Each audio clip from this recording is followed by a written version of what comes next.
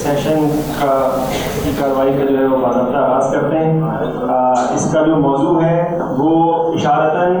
Directly indirectly बराह रास्त तौर पर घुमा फिरा कर पिछले 2 दिन से इस तरफ आ ही रहे हैं और अब आ चुके हैं, वो ये कि एंटी कम्युनिज्म और रेवोल्यूशनरी सब्जेक्ट के हवाले से इस मौजू पर बात करने के लिए, और अगला सेशन भी की तरफ भी इशारतन बात होती रही है नेशनल कल्चर के हवाले से। तो हम ये 2 सेशन तमाम जो डिस्कशन रही है पिछले 2-2.5 दिन में उसका पूरा माहौल आप समझे हुए हैं। और इस पहले सेशन के लिए पर बात करने के हमारे साथ मौजूद है हमारे साथी कॉमरेड उस्ताद खुर्रम अली, कराची बचाओ तहरीक के कन्वीनर हैं और बहुत अरसे से जो है वो बायवाज़ू की तहरीक से, तरक्की पसंद तहरीक से, बायवाज़ू की तहरीक से और एंटी कॉलोनियल लेफ्ट की तहरीक से मुंसलिक रहे हैं। तो विदाउट फर्दर अडू मैं थोड़ा सा कहता हूँ शुक्रिया। एक तो इब्तिदा इंस्टीट्यूट का भी, हयात का भी, बाकी तमाम दोस्तों का भी, और बड़ी मुश्किल में डाल दिया क्योंकि जो है वो बहुत ही कदावर शख्सियत और हर लिहाज से जो है वो टावरिंग पर्सनैलिटी के बाद जो है वो मुझे से सियासी बोलों को जो है ना वो जहमत दी गई कि जो है वो मैं भी कुछ रखूँ सामने। तो सबसे पहले कि इस पर हम बात करें, चूँकि आखिरी दिन है और मेरे पास बस एक आखिरी स्पीकर हमारे बाकी हैं, तो 2 मिनट के लिए रुक कर जो एक सवाल आप लोगों से मैं पूछना चाहूँगा वो ये है कि अपनी ज़िंदगियों में आपने कॉलोनियलिज्म को किस तरह से एक्सपीरियंस किया, अगर ये कोई साथी जो है वो बात सामने रख सके, क्या आपके लिव्ड एक्सपीरियंस में आपने कॉलोनियलिज्म को कैसे देखा? मैंने तालीमी निज़ाम के अंदर ही कॉलोनाइजेशन को देखा है। मैं जब ग्रेड 9 और 10th में आया तब मुझे पता चला कि गिलगित बल्तिस्तान पाकिस्तान का आईनी हिस्सा नहीं है। मुझे बचपन से ही कराची, लाहौर, इस्लामाबाद और बड़े शहरों का नाम याद था, बट मुझे नहीं पता था कि गिलगित में और कितने इलाके हैं, कितने ज़िले हैं, कौन से इलाके हैं। तो मैं ये समझता हूँ कि ये भी एक काइंड ऑफ कॉलोनाइजेशन है कि हम अपने आप को जाने बगैर हमारे ऊपर जो डोमिनेंट होता है उसके बारे में हम सब कुछ जान रहे होते हैं, और उसमें हमारे तालीमी निज़ाम का बहुत बड़ा एक रोल होता है। हमारी सियासत में, हमारी सकाफत में, हमारे एजुकेशन में, हमारे मामला उसमें हमें ये नज़र आता है। और वो इस हद तक है कि लोकल सतह पर भी जो दही और शहरी की तकलीफ होती है उसमें जो कानूनी थिंकिंग होती है नज़र आती है। कोई वाक़या आपके साथ इस तरह का हुआ जो आपके याद हो या किसी के साथ भी हुआ? ये अमूमन हम देखते हैं कि भाई ये तो पेंडू है, ये पंजाबी बोलते हैं ये पेंडू है, सिंधी बोलते हैं तो ये गाँव के हैं, ठीक है ना। तो अंग्रेज़ी जो बोलता है वो पढ़ा लिखा है ज़्यादा, वो तो इस तरह जो आपका हमारे मिलेगा ये डिपार्टमेंट है, जब बुक का उन्होंने किताब लिखी थी उर्दू की शायरी से, वो प्रिंट कराने गए थे, उनको उनका कवर सेलेक्ट करना था।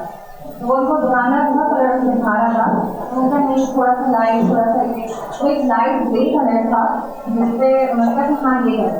तो दुकानदार ने कहा अच्छा तो इंग्लिश कलर था आप ये, तो इस तरह की बहुत अच्छी बात।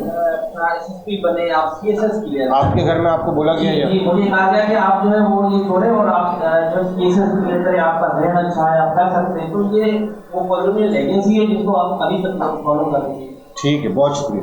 अच्छा, अब ये सवाल मैंने क्यों किया और इसकी क्या वजूहात है? यहाँ पर जो जवाबात आए वो लोग मुख्तलिफ तबकात से आगे पीछे, मुख्तलिफ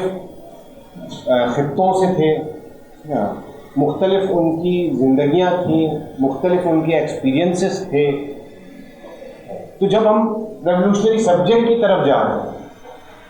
तो रेवोल्यूशनरी सब्जेक्ट के अंदर ये बड़ा अहम है कि वो सब्जेक्ट कोई एब्स्ट्रैक्ट टर्म नहीं है, या वो एकेडेमिया में बैठ के मैं या अयाज डिसाइड नहीं कर सकते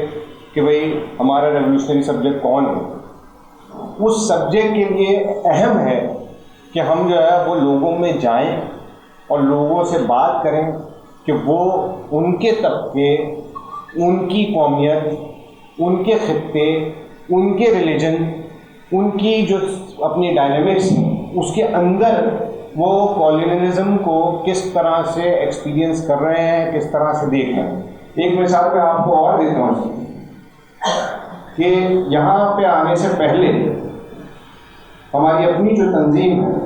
उस तंजीम के अंदर भी मुख्तलिफ परतें हैं, मुख्तलिफ लोग हैं जो कि पाए जाते हैं, और उनसे मैंने यही सवाल किया कि आज मुझे क्या बात करनी चाहिए। जब मैंने उनसे बात की कि भाई कौन से सवालात हैं जो कि जिन पर मुझे बात करनी चाहिए, तो जो अपर मिडिल क्लास है उस बहुत सारे सवाल है, उसमें से एक मैं आपको बता देता हूँ। तो उसने कहा कि भाई how should be N anti colonial economics, ठीक है। जो मिडिल क्लास थी उसके पास से जो सवाल आए उनमें से एक सवाल मैं आपको बता देता हूँ। तो उसमें ये था कि what should revolutionary fronts look like both in nationalist and internationalist framework, ठीक। फिर जो वर्किंग क्लास उसके पास से जो सवाल आए उसमें से दो सवाल मैं आपको बताता हूँ। एक, अमेरिका जो कि बहुत ताकतवर है वो क्यों गरीब मुल्कों में अपनी हुक्मरानी करना चाहता है जबकि इसके पास सब कुछ है। दूसरा, कि क्यों तमाम मुस्लिम और इस्लामी ममालिक एक होकर अमेरिका को जवाब नहीं देते जबकि अगर ऐसा हो तो उसको लटपटा जाए। कहने का मकसद ये है कि जो फ्रेमवर्क्स हैं, जिस तरह से वो लोगों की ज़िंदगियों को असर करता है, उसमें बहुत ज़्यादा फ़र्क है। और उस फ़र्क को देखे बगैर और उन सारी चीज़ों को जमा किए बगैर, और उसमें से कौन ऐसा है कि जिसकी ज़िंदगी को वो डायरेक्टली मुतासिर कर रहा है और जिसके लिए जीना जो है वो आज़ाद हो जाता है, इसको डिटर्मिन किए बगैर आप इस चीज़ का तयन नहीं कर सकते कि आपका जो रेवोल्यूशनरी सब्जेक्ट है वो होगा कौन। लेकिन रेवोल्यूशनरी सब्जेक्ट के लिए जो अहम चीज़ है वो ये है कि वो बनता प्रैक्टिस के अंदर, बगैर प्रैक्टिस के जो है वो रेवोल्यूशनरी सब्जेक्ट नहीं बन सकता। अगर हम जो है वो जाते हैं और रिविजिट करते हैं कि भाई किस तरह से एंटी कॉलोनियलिज्म को जो है वो देखा जाता है, ठीक है, तो एक जो तासुर है वो ये है कि कॉलोनियल रूल जो है वो फॉर्मली ख़त्म हो चुका है, ठीक है। लेकिन जो उसकी डोमिनेशन है वो अभी तक बात है। क्यों? क्योंकि जो है वो जो इंडिपेंडेंस उसको मिली है वो इकोनॉमिक इंडिपेंडेंस नहीं है, माशी तौर पे आप जो है वो आज़ाद नहीं हैं। अब अगर देखें कि आपका जो साम्राज्य है वो किस तरह से काम कर रहा है, वो डेट्स के ज़रिए काम कर रहा है, वो ट्रेड के ज़रिए काम कर रहा है, वो आपकी अपनी रूलिंग एलीट के ज़रिए काम कर रहा है कि वो एडमिनिस्ट्रेशन जो उसने बनाई थी उस दौर में, उसको उसने जो है वो जो अब आपकी रूलिंग एलीट है वो वही काम करती है जो उसकी एडमिनिस्ट्रेशन जो है वो उसके लिए किया करती है। तो फिर सवाल ये है कि can anti colonialism exist without revolutionary politics, कि अगर जो एंटी कॉलोनियलिज्म हमने देखा 40s में, 50s में, 60s में कि भाई हिंदुस्तान आज़ाद हो गया, पाकिस्तान आज़ाद हो गया, फलाना आज़ाद हो गया, लेकिन वो सब कुछ आज़ाद होने के बाद भी अगर वहाँ का किसान खुदकुशी करने पर मजबूर है, अगर वहाँ पर जो है वो कहाँ कैनाल बनेगी और कहाँ कैनाल नहीं बनेगी इसका फैसला जो है वो साम्राज्य कर रहा है, आपका जो है वो कितना टैक्स आपने देना है, कितना टैक्स नहीं देना है, इसका फैसला भी जो है वो साम्राज्य कर रहा है, अगर पेट्रोल की कीमत क्या होगी, बिजली की कीमत क्या होगी, IPPs कौन से लगेंगे, ये सारे फैसले वो कर रहा है। कहाँ से मादनियात निकाले जाएंगे, कहाँ से तेल निकाला जाएगा, कौन निकालेगा, कहाँ जाएगा, किसका पोर्ट किसको मिलेगा, अगर ये सारे फैसले बाहर से हो रहे हैं तो फिर इसका मतलब ये है कि जो वो पॉलिटिक्स थी कि जिसमें जो है वो रेवोल्यूशनरी कलर नहीं था, उससे तो हम वहाँ तक नहीं पहुँच पाए जहाँ पर हमने कॉलोनियलिज्म को बाकायदा जो है वो ख़त्म कर दिया। अब मज़ीद अगर हम आप आते हैं तो जो है वो हमारा जो ख्याल था वो ये था कि फॉरेन रूल ख़त्म हो जाएगा तो कॉलोनियलिज्म ख़त्म हो जाएगा, नेशनल इंडिपेंडेंस हो जाएगी तो कॉलोनियलिज्म ख़त्म हो जाएगा। अभी तक बहुत सारे दोस्त सोचते हैं कि सॉवरेनिटी ऑफ स्टेट का मतलब ये है कि एंटी कॉलोनियलिज्म या कॉलोनियलिज्म के ख़ात्मे का जो अहम एक मामला है वो सॉवरेनिटी ऑफ स्टेट के साथ जो है वो जुड़ा हुआ है। लेकिन जो प्रॉब्लम है वो प्रॉब्लम ये है कि हमारा जो उसमें फोकस है वो पावर से ज़्यादा गवर्नेंस के ऊपर, कि पावर किसके पास है हम उसको नहीं देख रहे, हम जो है वो ये देख रहे हैं कि जो है वो गवर्नेंस कौन कर रहा है। तो चूँकि गवर्नेंस आपको लगता है कि आपके जैसा ये एक शख्स जो है वो कर रहा है, तो हम ये समझते हैं कि शायद कॉलोनियलिज्म जो है वो ख़त्म हो गया। लेकिन जब हम कॉलोनियलिज्म को देखते हैं तो ये हमें डिटरमिन करना ज़रूरी है कि पावर आ कहाँ से रही है, कौन कंट्रोल कर रहा है, किसके पास जो है वो पावर है। अब इन सारे जो अगर आप एक्सपेरिमेंट्स देखेंगे जो आपके सामने हैं, जहाँ जो पोस्ट कॉलोनीज हैं, तो उन सब के अंदर आपको जो है वो एक elite control post colonial states जो है वो दिखाई देंगी। यहाँ से अगर हम आगे बढ़ते हैं तो अब हमें जो है वो समझना ये पड़ेगा कि एंटी कॉलोनियलिज्म जो है वो एक इवेंट नहीं है बल्कि एक प्रोसेस है, जो कि जो है जिसमें जो है वो आपको मुस्तकिल एक जद्दोजहद की जो है वो ज़रूरत है। ठीक है, हमने एक डेट एसोसिएट कर ली है कि भाई 47 में पाकिस्तान आज़ाद हुआ या हिंदुस्तान आज़ाद हुआ या फलानी तारीख को जो है वो फलाना मुल्क आज़ाद हुआ, यहाँ से जो है वो एंटी कॉलोनियलिज्म जो है वो ख़त्म हुआ। लेकिन ऐसा नहीं है, क्योंकि आपको एक कंटिन्यूस स्ट्रगल करनी पड़ेगी और किन हवालों से करनी पड़ेगी, क्लास रिलेशंस के ऊपर करनी पड़ेगी कि क्या क्लास रिलेशंस चेंज हुए या नहीं हुए, प्रॉपर्टी रिलेशंस चेंज हुए कि नहीं हुए। ठीक है ना, सरप्लस के ऊपर जो आपका मुनाफा कमाया जा रहा है उसके ऊपर जो है वो किसका कंट्रोल है, आया जो है वो आपका कंट्रोल है या किसी और का कंट्रोल है।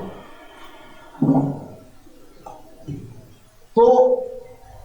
जो कोर क्वेश्चन आपके पास आता है वो ये आता है कि how should anti colonial economics looks. इसके बजाय जो इकोनॉमिकल सवाल है उसके बजाय जो सवाल एक्चुअल करने का है वो ये है कि who controls production, who benefits from development, who decides economic priorities. यहां पर जो अहम चीज है वो ये कि क्या हम जब इकोनॉमिक्स के अंदर खो जाते हैं और हम फोर्सेस ऑफ प्रोडक्शन यानी कि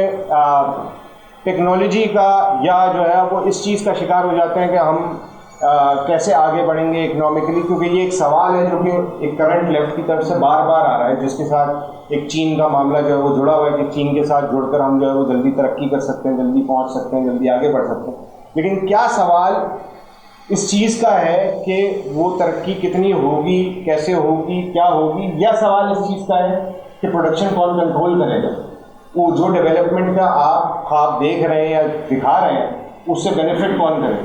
ठीक है ना, और जो है वो कौन इकोनॉमिक प्रायोरिटीज़ को सेट करेगा, आप कर रहे हैं या कोई और कर रहे हैं। ये ज़्यादा मेरा ख्याल है कि अहम सवाल है। तो अगर इधर से हम पढ़ते हैं अब आ जाते हैं हम उस चीज़ के ऊपर कि जिसके ऊपर ज़्यादातर लोग एक तरह से इत्तेफाक रखते हैं कि भाई सेल्फ सस्टेनिंग जो है वो इकोनॉमी होगी तो आप इंपीरियलिज्म से निजात हासिल कर सकते हैं। लेकिन सेल्फ सस्टेनिंग इकोनॉमी का मतलब ये नहीं है कि आपके पास एक ऐसी इकोनॉमी है जो कि बंद रहे। इसका मतलब ये नहीं है कि आपके पास आइसोलेशन में जाना ज़रूरी हो। इसका मतलब ये नहीं है कि आप दुनिया भर से जो है वो ट्रेड ख़त्म करें। असल में जिस चीज़ की ज़रूरत है वो ये है कि सोसाइटी जो है वो रिप्रोड्यूस कर सके अपने आप, उसके पास ये कैपेसिटी हो कि वो किसी और की डिपेंडेंसी के बगैर अपने आप को रिप्रोड्यूस करे। तो आप ये कहते हैं कि हाँ हम जो है वो अब साम्राज्य के तसल्लुत से जो है वो निकल चुके। ठीक है ना, उसके पास अपने लैंड का कंट्रोल हो, उसके पास अपने फूड का कंट्रोल हो, उसके पास अपनी एनर्जी का कंट्रोल हो, उसके पास अपनी लेबर का कंट्रोल हो, उसके पास अपने प्रॉफिट्स का कंट्रोल हो।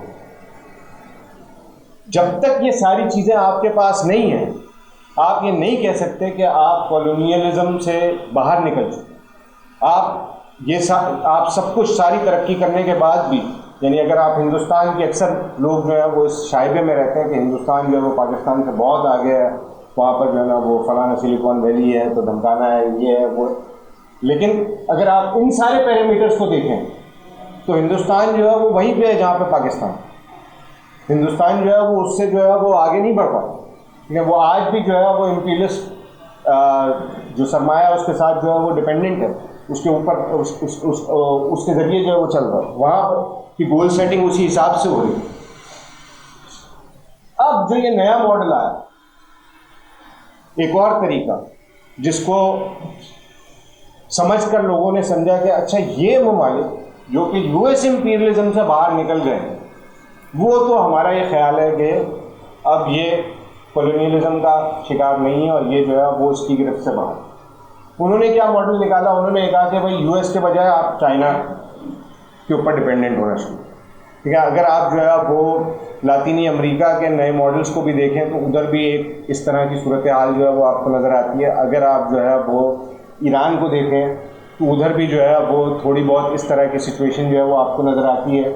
और इस वक्त बहुत सारे लोग ये चाहते हैं कि ठीक है, IMF टू गल्फ कैपिटल के ऊपर तो शायद बहुत सारे लोग नहीं इत्तेफाक करते हो, लेकिन US टू चाइना वाला जो चक्कर है, तो बहुत सारे लोग ये समझते हैं कि पाकिस्तान अगर US से निकलकर चाइनीज़ लॉबी के साथ अपने आप को अटैच कर लेता है तो वो शायद जो है वो कॉलोनाइजेशन से जो है या न्यू कॉलोनाइजेशन से जो है वो आज़ाद हो जाए। लेकिन क्या चाइना का कैपिटल या उसकी डिपेंडेंसी जो है वो क्या कंट्रोलिंग नहीं है? वो भी उतनी ही कंट्रोलिंग है जितनी की जो है वो US की जो है, मतलब उसमें ग्रेड्स में जो है वो फ़र्क हो सकता है कि जो है वो शायद उतना सरमाया नहीं आ रहा है इस वक्त, या उतना उसका इंटरेस्ट रेट नहीं हो इस वक्त जितना कि जो है वो IMF का या बाकी सबका है। लेकिन जो उसकी शराइत है वो तो कम बेश उसी तरह की है ना कि आपको वो कर्जा दे रहा है, उसके बाद वो कहता है कि भाई फलाने प्रोजेक्ट्स के लिए मैं कर्जा दे रहा हूँ, उस प्रोजेक्ट्स के लिए जो है वो चाइनीज़ कंपनी आती है, आप उस कर्जे में से जो है वो पैसे चाइनीज़ कंपनी को देते हैं, वो जो है वो आपके मुल्क में अपने हिसाब से जो उनको डेवलपमेंट प्रोजेक्ट्स करने हैं वो करते हैं। ठीक है, और उसके बाद जो है वो इधर से सरमाया आया, उधर से वापस चाइना चला गया और फिर जो है वो आपने जो है वो किस्तें दी, मामला ख़त्म। तो आपके अपने हाथ जो है वो सारे खेल के अंदर जो है वो क्या है, नेट ज़ीरो, कुछ भी नहीं है। तो आप अगर ये समझ रहे हैं कि यार इस मुल्क से निकलकर इस मुल्क की तरफ अगर मैं चला जाऊँगा तो मैं कॉलोनियलिज्म से आज़ाद हो जाऊँगा, तो ये भी जो है वो मुमकिन नहीं है। अब इसके अंदर जो अहम चीज़ें वो क्या है कि ये जो पूरा एक्सपोर्ट ओरिएंटेड आपका विजन है कि हम एक्सपोर्ट ज़्यादा करेंगे तो हम कॉलोनियलिज्म से निकल आएंगे, ठीक है ना। दूसरा जो है वो डेट ड्रिवन इकोनॉमी, कि आप जो है वो अपनी इकोनॉमी को जो है वो कर्ज़ों पे ही चलाते रहेंगे, तो चाहे आप इधर हो उधर हो किसी के पास भी हो, आपकी जो इकोनॉमी है वो उस कॉलोनियल सर्कल से जो है वो बाहर निकल नहीं सकती। और तीसरा जो है वो एलीट कंट्रोल। ये सारा का सारा खेल ये है कि खाली जो है वो आपकी जो डिपेंडेंसी है वो जो है वो रीअरेंज हो जाए, आप रहते उधर ही हैं जहाँ पर आप पहले थे।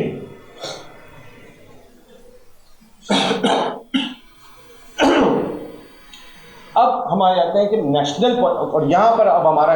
मामला जो है वो इधर आ जाता है कि नेशनल पॉलिटिक्स में और ट्रू एंटी कॉलोनियल पॉलिटिक्स में एक तरह से जो है वो क्या फ़र्क आ है। नेशनल पॉलिटिक्स क्यों इनसफिशिएंट है, उसकी वजह ये है कि आपने आज़ादी हासिल की, आज़ादी हासिल करने के बाद जो आपका स्टेट है वो किसके हाथ में, वो गया ब्यूरोक्रेसी के हाथ में, वो गया मिलिट्री के हाथ में, वो गया लैंडलॉर्ड्स के हाथ में, वो गया आपके जो कौमी सरमायादार है उसके हाथ। इन क्लासेस के साथ जो मसला है, और यहाँ पर थोड़ा सा मैं रोकूंगा, थोड़ी सी बात इस पर करूँगा, क्योंकि उसकी वजह यह है कि जो पुराना हमारा आइडिया है वो ये है कि नेशनल कैपिटलिस्ट आ गया तो कॉलोनियलिज्म से हमारी जान छूट गई, और जो है वो क्या नाम है, अगर आप सोवियत टैक्स उठा लें तो उसमें भी आपको मिलेगा। लेकिन प्रॉब्लम जो आपके साथ है वो ये है कि जिस अंदाज में इंपीरियलिज्म आज एग्जिस्ट करता है, नेशनल कैपिटलिस्ट खुद बहुत अरसे तक नेशनल रह नहीं सकते। नेशनल कैपिटलिस्ट के पास वो कैपेसिटी नहीं है कि वो नेशनल रह पाए। वो लामोहला जो है वो इस इंपीरियलिस्ट पावर या उस इंपीरियलिस्ट पावर की तरफ जो है वो झुक जाता है। ईरान का अगर आप मॉडल उठाएं तो जो उनका इस्लामी इनकलाब था, तो इनिशियल इनकलाब में आपको ऐसा सरमायादार कम मिलता था कि जिसको ज़रूरत हो इंपीरियलिस्ट सरमाए, ठीक है। एक तरह से वो नेशनल कैपिटलिस्ट क्लास की अक्कासी कर रहे थे मुल्ला, लेकिन अक्कासी जो कर रहे थे तो नेशनल कैपिटलिस्ट क्लास की कर रहे थे। लेकिन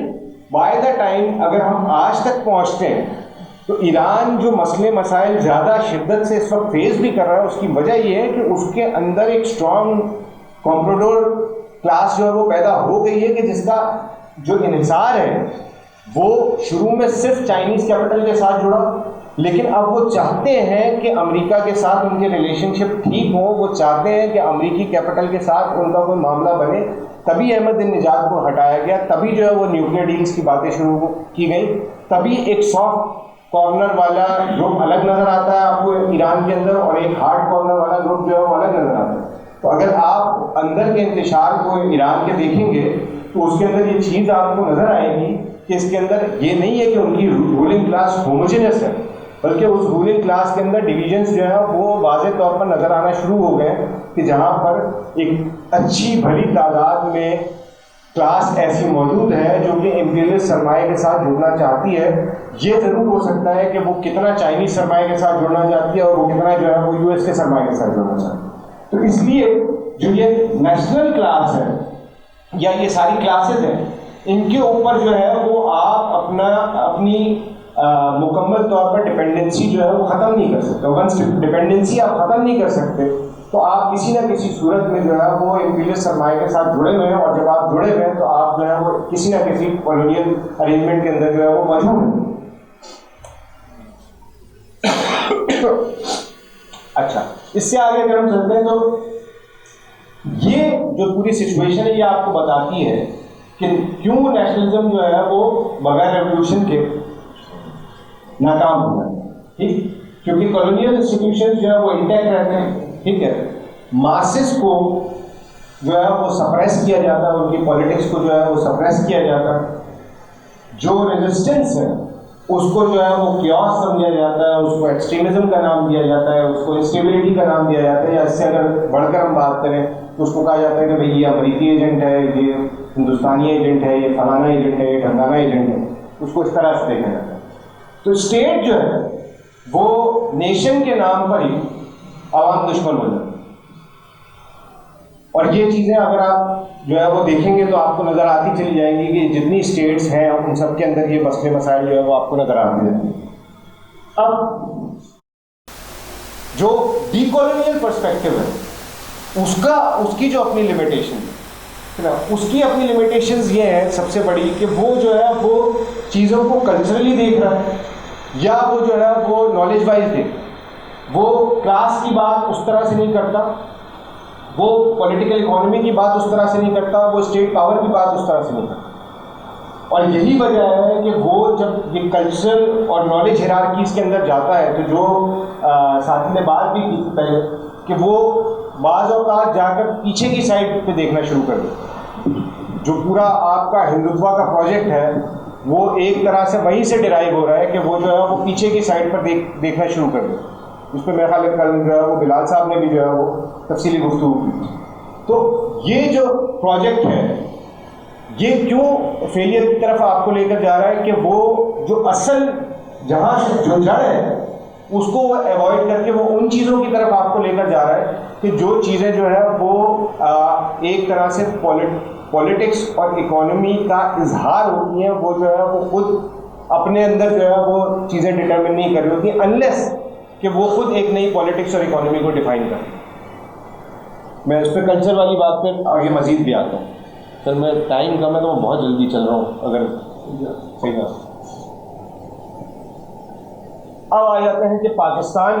as an anti colonial question. एक सवाल मेरे पास आया था कि पाकिस्तान को एंटी कॉलोनियल पॉलिटिक्स से नथी करके दिखाएं। तो हाँ, तो कॉलोनियल स्टेट मशीनरी जो है जो हमारे पास इनहेरिट हुई उसमें आर्मी है, ब्यूरोक्रेसी है, लॉ है, ठीक है ना, क्लास पावर वही है जो कि पुरानी क्लास पावर है। तो अगर आप गौर से देखें तो इन चारों में से कोई भी एक भी ऐसी चीज़ नहीं है जिसमें कोई आपको डिफरेंस नज़र आ रहा हो ब्रिटिशर्स के टाइम पे या आज के टाइम। ये सारे के सारे एलिमेंट्स उसी तरह उसी अंदाज में उन्हीं हरकतों के साथ जो है वो मौजूद है जिस तरह से वो ब्रिटिश एरा में जो मौजूद है। इसलिए जो है वो पाकिस्तान को आप पोस्ट कॉलोनियल स्टेट तो कह सकते हैं, डीकोलोनाइज स्टेट जो है वो तस्वुर नहीं कर सकते। अब अगर हम देखते हैं कि पाकिस्तान को इस वक्त रूल कौन कर रहा है, तो मिलिट्री ब्यूरोक्रेटिक कॉम्प्लेक्स है, फ्यूडल लैंड होल्डिंग एलीट्स हैं, ठीक है ना, वो सरमायादार हैं जो कि जो है वो साम्राज्य के साथ जुड़े हुए हैं, IMF के ऊपर जो है वो मुकम्मल तौर पर जो है वो डिपेंडेंसी है। तो अब जो हमारा काम बनता है एंटी कॉलोनियल स्ट्रगल का, वो बनता है कि इन क्लासेस के साथ जो है वो कन्फ्रंट किए। ये हमारे बन जाते हैं प्रिंसिपल कॉन्ट्रडिक्शन के पॉइंट कि ये वो क्लासेस हैं जिनसे हमने लड़ना है। तो सब्जेक्ट क्लासेस तो बाद की बात है, जो सबसे इम्पॉर्टेंट चीज़ है वो ये है कि किन के खिलाफ हमें फाइट करनी होगी तो हम जो है वो सही मानों में जो है वो कॉलोनियलिज्म को ख़त्म कर सकते हैं। अब आ जाते हैं कि हमें किस तरफ जो है वो जाना पड़े। हमने ब्रेक करना है फ्यूडल लैंड रिलेशन से, हमने ब्रेक करना है मिलिट्री की डोमिनेंस से, हमने ब्रेक करना है IMF के जो डेवलपमेंट प्रोजेक्ट्स हैं या उसके कब्जे हैं या उसकी जो पूरी इकॉनमी चल रही है उससे, और यूनिटी किस में कायम करनी है, वर्कर्स में, पीजेंट्स में, अर्बन पुअर में, लंपन में और ऑप्रेस्ड नेशनलिटी में। क्यों करनी है या ये आ कहाँ से रही हैं? उसकी वजह यह है कि जब आप जाएंगे और लोगों से मिलेंगे तो जो बात साथी ने की कि कुछ क्लासेस ऐसी हैं कि जिनके पास आप जाएंगे तो वो कहेंगे कि अच्छा हो रहा है और हमें कुछ तब्दील करने की ज़रूरत नहीं है। तो ये जो ऊपर की आपकी 3 क्लासेस हैं या 3 रिलेशंस हैं, ये तो वो है कि जो इस पूरे सिस्टम से एडवांटेज उठा रहे हैं और वो उनका इस पूरे सिस्टम के अंदर स्टेक है। ये वो लोग हैं कि जिनका जो है वो इस सिस्टम में कोई स्टेक नहीं, ये हर तरह से लॉस ही लॉस है। वर्कर्स हुए, पेजेंट्स हुए, मतलब एक ये बड़ा अहम सवाल है कि कॉलोनियल स्टेट्स में, यानी मार्क्स का जो अपना फलसफा है उसके अंदर लंपन सेक्शन जो है वो किसी हद तक निगलेक्टेड सेक्शन है पूरे उसके एनालिसिस में। क्यों? क्योंकि यूरोप में लंपन सेक्शन की अपनी तादाद भी कम है और लंपन सेक्शन का इसीलिए जो है वो रोल भी एक तरह से महदूद हो जाता है। लेकिन अगर आप फैनॉन को उठाते हैं, आप जो है वो माओ को उठाते हैं, आप दीगर थ्योरीज को उठाते हैं जो कि ईस्ट से आ रहे हैं या जो थर्ड वर्ल्ड कंट्रीज से आ रहे हैं, वहाँ पे आपको कुछ नहीं तो कम से कम एक जिसे कहते हैं कि कंसर्न तो मिलेगी कि यार ये लंपन सेक्शन का क्या किया जाए, क्योंकि वो बहुत बड़ी तादाद में आपका जो मुल्क है या आपका जो खित्ता है उसमें लंपन सेक्शन जो है वो कोई छोटा सेक्शन नहीं है। लंपन सेक्शन से मुराद ये है कि वो जो कि पैदावारी सारे प्रोसेसेस से कटा हुआ शख्स, ठीक है ना, आपके पास वो लड़के जो सारा दिन बेरोजगार फिरते रहते हैं, ठीक है ना, जो वो बेचारे जिनको जो है वो आप जला देते हैं चोर कह के, ठीक है ना, वो जिनको आप कहते हैं कि ये गैंग वॉर में काम कर रहे हैं, वो सारे लोग जो कि जो है वो अपना जिस्म बेचने पर मजबूर हैं, ये सारे के सारे लोग जो है उसको लंप करके एक लंपन सेक्शन के अंदर जो है वो डाल दिया गया था। और भी इसमें बहुत सारे लोग जो है वो आ जाते हैं। फिर रूरल लंपन सेक्शन अलग आ जाता है, अर्बन लंपन सेक्शन अलग आ जाता है। लेकिन कहने का मकसद ये कि वो जिसको मुआशरा हकारत की नज़र से देख रहा होता है, जो एक तरह से सिस्टम के सबसे ज़्यादा पिसे हुए लोग, वो लोग कम से कम हमारी पॉलिटिक्स में मैं समझता हूँ कि बहुत ज़्यादा अहमियत है। आज अगर आप जितनी भी पार्टियाँ उठाएंगे, चाहे आप जो पीपल्स पार्टी यानी रूलिंग पार्टीज़ हैं, जो हमारा इस्तेहसाल करने वाली पार्टीज़ हैं, आप उन सबको उठाएंगे तो उनका एक अच्छा भला सेक्शन वो है जो कि उनकी पूरी पार्टी को चलाता है नीचे से, जो कि इस क्लास से मौजूद है। ये क्लास है जो कि उन पार्टीज़ को चलाती है। जितने डेथ स्क्वाड्स हम देखते हैं जो बलूचिस्तान में काम कर रहे हैं, वो ज़्यादातर जो है वो इस क्लास से आते हैं। लेकिन साथ साथ एक और भी बड़ी अहम चीज़ है, तो नेशन का जो कॉन्सेप्ट है वो अगर हम ट्रेडिशनली देखें तो वो टॉप डाउन कॉन्सेप्ट, कि वो जो है वो ऊपर से आता है कि जो है आपकी जो सरमायादार क्लास है किसी भी खित्ते की, वो कौम को बनाती है और वो कौम को तरवीज देती है और सब। लेकिन अगर आपने वाकई एंटी कॉलोनियलिज्म से जो है वो कॉलोनियलिज्म से जो है वो जान छुड़ानी है, तो उसके लिए ज़रूरी है कि वो मामला नीचे से आए, वो नेशन की डेवलपमेंट जो है वो नीचे से हो, वो नेशन की डेवलपमेंट ऊपर से नहीं हो। और जब तक वो नेशन की डेवलपमेंट नीचे से नहीं होगी, आपके पास जो है वो मुकम्मल तौर पे एंटी कॉलोनियलिज्म से, वो सॉरी बार बार मैं लफ्ज़ गलत इस्तेमाल कर रहा हूँ, कॉलोनियलिज्म से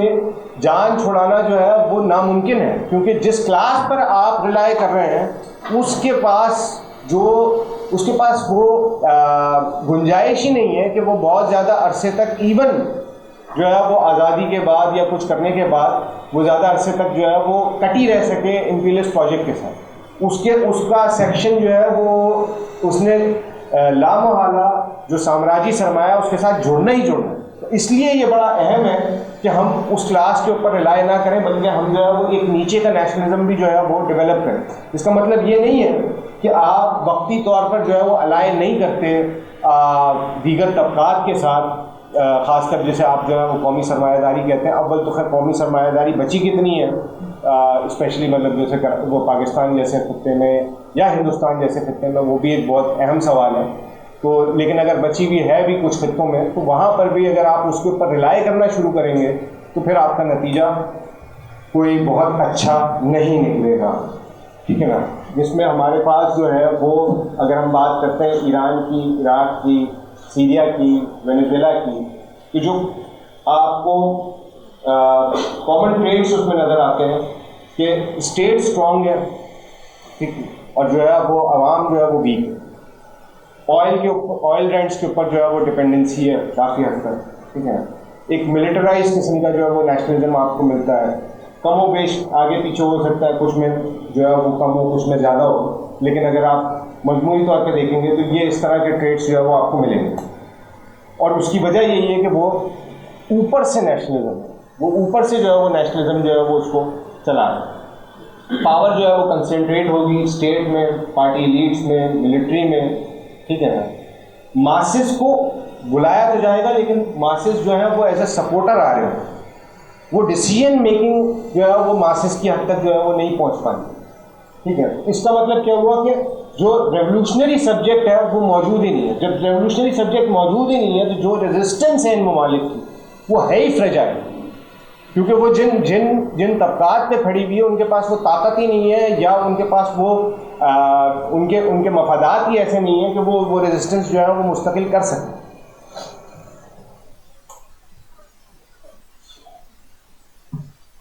तो यहाँ से हमारा सवाल आता है कि फिर रेवोल्यूशनरी सब्जेक्ट जो है वो कौन है, ठीक है। क्या वो NGOs हैं, क्या वो स्टेट्स हैं, क्या वो लीडर्स हैं, क्या?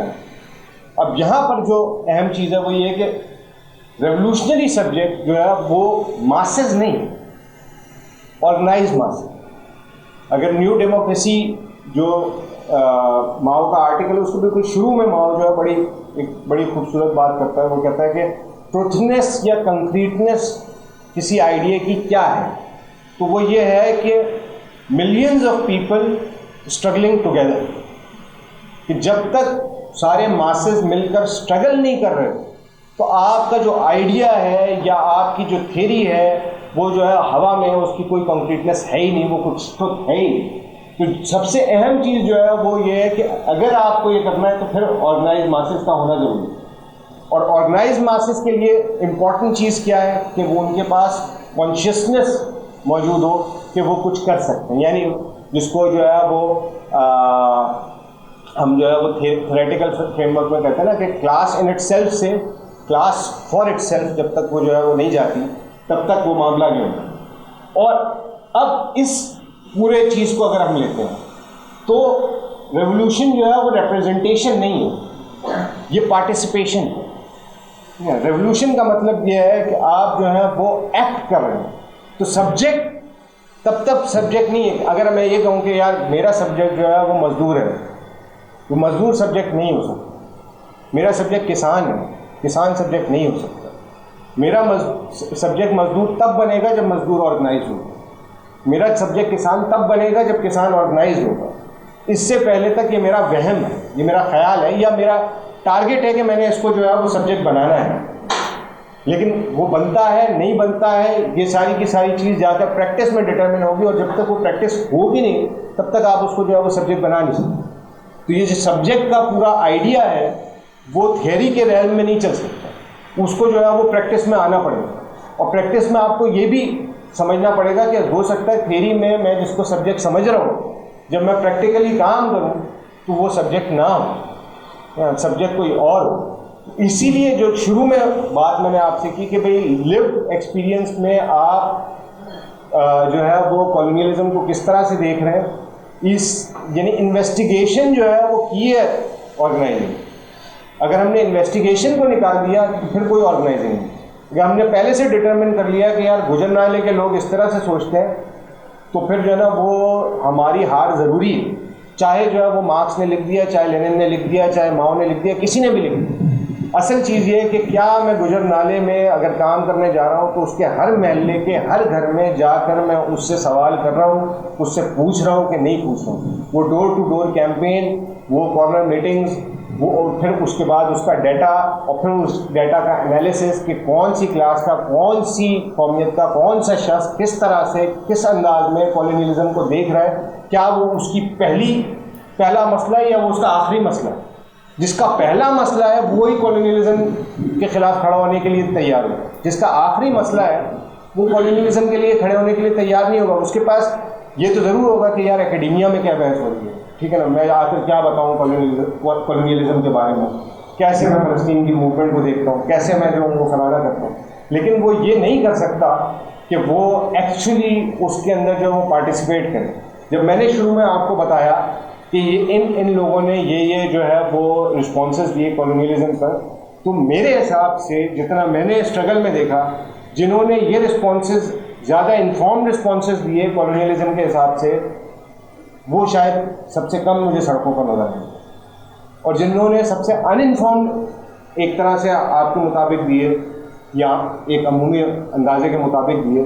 वो सड़कों पर सबसे ज़्यादा नजर आए। क्यों? क्योंकि उसकी वजह ये है कि उनका मसला डायरेक्टली जुड़ा हुआ है। उनके घर में बिजली नहीं आती, वो जनरेटर नहीं लगा सकते, उनके घर में पानी नहीं आता, वो टैंकर नहीं मंगवा सकते, वो उस लिविंग एक्सपीरियंस के साथ जो है वो जुड़े हुए। फिर दूसरी मेरे ख्याल है इम्पॉर्टेंट चीज़ ये है कि थ्योरी का काम फिर कहाँ आ जाता है। थ्योरी का काम ये आ जाता है कि आप उसकी बात को किस तरीके से इंटरप्रेट करते हैं और देखते हैं।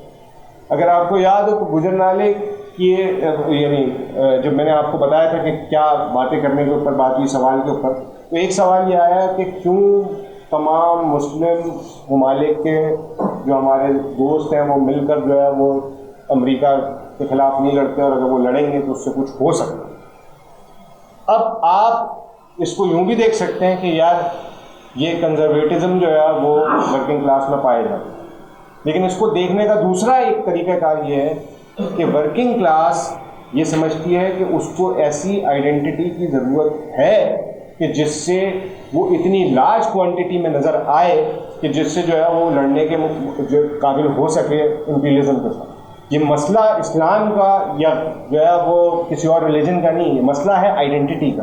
कि कौन सी आइडेंटिटी में वो इस वक्त अपने आप को देख रहा है कि मैं जो हूँ वो एक बड़ा हजूम इकट्ठा कर सकता हूँ, मैं एक बड़ी ताकत बन सकता हूँ।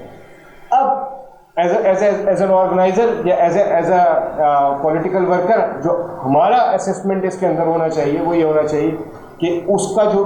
कंजर्वेटिव एलिमेंट है उसको निकाल के जो उसकी जिस्ट है, जो उसकी वर्किंग क्लास कॉन्शियसनेस से आ रही है, उसको लेकर हम किस तरीके से इस्तेमाल करते हैं, उसको जैसे कैसे जो हम वर्किंग क्लास इंटरनेशनलिज्म की तरफ जो है वो लेकर जाते हैं। और यही सारा खेल है एक सब्जेक्ट तैयार करने के हवाले से, कि वो सब्जेक्ट जो है वो तैयार किया कैसे जाता है, होता कैसे। रेवोल्यूशनरी फ्रंट कहाँ से बनेंगे? वहाँ से बनेंगे जहाँ पर मसला लाएगा, जो अभी मैंने आप लोगों से बात की। रेवोल्यूशनरी फ्रंट्स जो बनेंगे काम की जगह से, रेवोल्यूशनरी फ्रंट बनेंगे हाउसिंग के मसले से, रेवोल्यूशनरी फ्रंट्स बनेंगे लैंड के मसले से, रेवोल्यूशनरी फ्रंट्स बनेंगे जो सर्वाइवल के मसले मसाइल हैं लोगों के, जो आम जिंदगी में एक आम आदमी एक्सपीरियंस कर रहा है। अगर आपका की एंटी कॉलोनियल थियरी इन सारी चीज़ों को जोड़ सकती है इन सारे मसले मसाइल से, तो फिर तो वो आगे बढ़ सकते हैं। लेकिन अगर जो है वो आप उसके पास जाएंगे और आप उससे कहेंगे कि आओ हम जो है वो अमेरिका के ख़िलाफ़ निकल रहे हैं, आओ हम जो है वो फ़लस्तीन को आज़ाद कराने के लिए निकल रहे हैं, या आओ हम जो है वो कोई एक बहुत बड़ा प्रोजेक्ट लेकर निकल रहे हैं, तो वो कहेगा कि यार मेरे घर में बहुत सारे काम है, मेरे अपने बड़े मसाइल हैं, ठीक है, तो मैं शायद इसके साथ जो है वो ना मिल सकूँ। तो वो रेवोल्यूशनरी कॉन्सेप्ट जो डायलेक्टिक्स है आप पर्टिकुलर के साथ यूनिवर्सल को जोड़ने की वो की, और वो पर्टिकुलर ये है, वो बहुत बहुत छोटा पर्टिकुलर जो आपको लगता है कि यार ये क्या मसाइल है, कैसे मतलब ये कोई मसला है, ये तो ठीक है रोज़मर्रा के मसाइल है, इस पर मैं क्या इस पर सियासत करूँ और इस पर क्या मैं अपना इंटेलेक्चुअलिज्म करूँ। लेकिन वंस आप इस मसले मसाइल के साथ जुड़ते हैं तो फिर मास अपनी पावर को एक्सरसाइज करेगी। मास जब अपनी पावर को एक्सरसाइज करेगी तो वहीं से आपके पास जो है वो राह खुलती है। अब यहाँ पर जब हम ये ऑर्गेनाइजिंग के इस मॉडल पर आते हैं, फिर 3 सवाल आपके सामने आते हैं कि ऑर्गेनाइजिंग की शक्ल जो है वो रिफॉर्मिस्ट होनी चाहिए, कंजर्वेटिव होनी चाहिए, रेवोल्यूशनरी होनी चाहिए। ठीक है, तो अगर आप ये कह रहे हैं कि रेवोल्यूशनरी होनी चाहिए तो उसका सीधा साधा सा मतलब ये है कि जो मास है वो अपनी पावर को एक्सरसाइज करे, या आवाम अपनी पावर को एक्सरसाइज करे। अगर रिफॉर्मिस्ट है तो वो बैलेंस करेगी, अगर जो है वो कंजर्वेटिव है तो उस पर जो है वो ऊपर से पावर एक्सरसाइज हो रही है, ट्रेडिशनल पावर एक्सरसाइज हो रही है। ये 3 डिफरेंसेस हैं, क्योंकि ये भी अब बड़ा मसला है कि लेटली बहुत सारे ऐसे प्रोजेक्ट भी अब ऑर्गेनाइजिंग की बात कर रहे होते हैं कि जिनको फंडिंग बाहर से आ रही है, जिनके कोई जैसे उन्होंने कहा था ना ग्रीन कैपिटलिज्म का मामला है, ठीक है, तो वो ग्रीन कैपिटलिज्म वाली भी ऑर्गेनाइजिंग हो रही होती है, दीगर तरह की ऑर्गेनाइजिंग भी हो रही होती है। तो ये इसलिए ऑर्गेनाइजिंग का फ़र्क करना ज़रूरी है कि भाई कौन सी ऑर्गेनाइजिंग, कौन सा वो जो है वो क्या है। और ये मसला टैक्टिक्स का नहीं, यही असल ये अगर हम ये समझ रहे हैं कि डिसीजन मेकिंग किसके पास, और डिसीजन मेकिंग का मतलब जो है वो ये नहीं है कि सिर्फ आप एक फैसला करते हैं, डिसाइड करते हैं, जाते हैं उनसे पूछते हैं कि यार आपने करना है कि नहीं करना, बल्कि आप उनसे जाकर ये भी पूछ रहे हैं कि यार तुमने अभी क्या करना, तुम्हारे लिए सबसे बड़ा मसला क्या, और आपकी जो पूरी सियासत है वो उसके गिर्द जो है वो रिवॉल्व हो रही है, और क्या वो आपको कंट्रोल करने की पोजीशन में आ रहे हैं कि नहीं आ रहे। क्योंकि ये एक मसला जो है वो आपके पास जो है वो आएगा कि इवन जो जिसे आप कहते हैं कि कम्युनिस्ट सियासत करने वाले लोग या सोशलिस्ट सियासत करने वाले लोग जो ये बात करते हैं कि हाँ हम डिक्टेटरशिप ऑफ द प्रोलेटेरिएट लेकर आ गए, लेकिन उस डिक्टेटरशिप ऑफ द प्रोलेटेरिएट के अंदर एक जो मसला आ रहा है उस पर मैं थोड़ा सा टाइम लूँगा कि तारीख में फ़र्द का किरदार से अगर हम शुरू करते हैं मामला कि नरोदनिक जो है उनका कहना ये था कि चंद लोग जो है रशिया की अगर हम में चले जाते हैं तो जो इनिशियल तहरीक थी नरोदनिक तहरीक, उसका कहना यह था कि हम चंद लोग मिलकर आज़ादी हासिल कर सकते हैं ज़्यादा से। प्लेखानोव का कहना यह था कि नहीं, आज़ादी सिर्फ और सिर्फ मासेस हासिल कर सकती हैं और उन्हीं के पास हमें जाना पड़ेगा और उधर ही से जो है वो आज़ादी जो है वो निकलेगी। एक तरह की स्पॉन्टेनिटी, एग्जैक्टली नहीं लेकिन स्पॉन्टेनिटी लाइक सिचुएशन के ऊपर जो है वो प्लेखानोव बात। लेनिन आकर जो है वो ये बात करता है कि नहीं, जो मजलूम तबका है, महरूम तबका है, उसके अंदर जो है वो ये कॉन्शियसनेस तो मौजूद है कि वो महरूम है, लेकिन उसके पास ये कॉन्शियसनेस नहीं है कि वो लड़ भी सकता है, वो जो है वो एक पॉलिटिकल सब्जेक्ट है। ये जो कॉन्शियसनेस है ये पेशावर इनकलाबियों को या पार्टी को जाकर जो है वो उन तक फराहम करनी पड़ेगी। अब यहाँ पर आकर लेकिन हुआ ये कि पार्टीज मोनोलिथिक बनना शुरू, पार्टीज जो है वो आवाम को डायरेक्शन देना शुरू हो गई, वो कमांडिस्ट होना शुरू हो। उस कमांडिज्म से निकालना जो है वो एक बहुत अहम चीज़। खुद जो पूरा चाइना का कल्चरल रेवोल्यूशन का एक्सपीरियंस है, वो कल्चरल रेवोल्यूशन का एक्सपीरियंस जिस चीज़ से निकल रहा है वो इस चीज़ से निकल रहा है कि मासेस को पार्टी डिक्टेट कर रही थी, पार्टी को मासेस डिक्टेट नहीं कर रहे थे। और जो मॉडल कल्चरल रेवोल्यूशन में माओ ने अपनाने की कोशिश की वो ये था कि किसी तरीके से जो है वो मासेस का कंट्रोल जो है वो पार्टी के ऊपर। मैं ये नहीं कह रहा कि कल्चरल रेवोल्यूशन जो है वो ठीक था या मतलब फेल तो वो हो गया, अगर नहीं फेल हुआ होता तो डेंगा आज नहीं बैठा हुआ, लेकिन इस तरह का थॉट या इस तरह की डेवलपमेंट बड़ी इंपॉर्टेंट है कि कैसे मासेस जो है उनका कंट्रोल जो है वो डिसीजन मेकर्स के ऊपर हो। वो खुद जो है वो पार्टीज़ को चला रही हो, पार्टी सिर्फ अकेले उनको ना चलाए, पार्टीज़ का काम उनको गाइडेंस देना है, उनको चलाना नहीं। पार्टी सेवियर नहीं होनी चाहिए, वैनगार्ड नहीं होनी चाहिए। पार्टी जो है वो उनकी दोस्त होनी चाहिए, उनके साथी होनी चाहिए, उनकी मददगार होनी चाहिए, क्योंकि इनकलाब पार्टीज नहीं लेकर आती, इनकलाब आवाम लेकर आती। तो ये जो पूरा एक मामला है, अब उसकी पूरा एक टॉपिक है जिस पर जो है वो एक अलग से बहस हो सकती है, सारा कुछ हो सकता है। इसी तरीके से अलाइंसेस में जब हम जाते हैं तो अलाइंसेस में एक नेचर ये है कि अच्छा जी ठीक है, अमेरिका गलत तो हम जो है वो चीन के साथ चले जाते हैं, हम फलाने के साथ चले जाते हैं, हम इस स्टेट के साथ खड़े हो जाते हैं, वो स्टेट अच्छा है, ये स्टेट बुरा। लेकिन हम जो